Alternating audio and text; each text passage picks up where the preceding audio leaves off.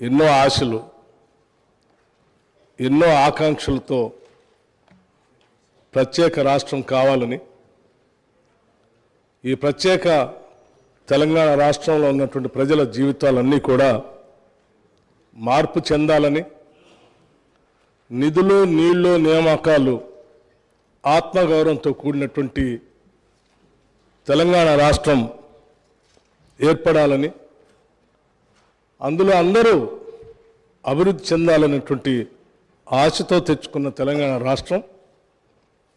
ఒక దశాబ్ద కాలం పాలన చేసినటువంటి గత ప్రభుత్వం తెచ్చుకున్నటువంటి ఈ తెలంగాణ రాష్ట్ర వనరుల్ని,